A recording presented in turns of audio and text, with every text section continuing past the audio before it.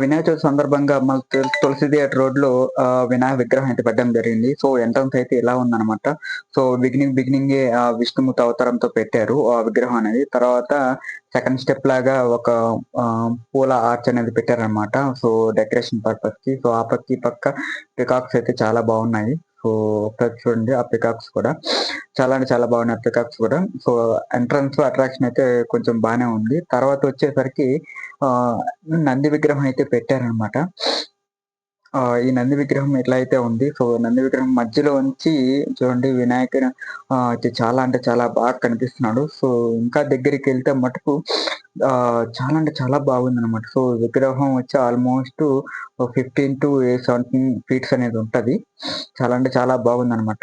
So, Vinayaka Chavithi మీరెలా జరుపుకున్నది comment చేయండి. So, మేమైతే బానే జరుపుకున్నాం. మీరెలా జరుపుకున్నది కామెంట్ రూపంలో తెలియజేస్తాను అనుకుంటాను.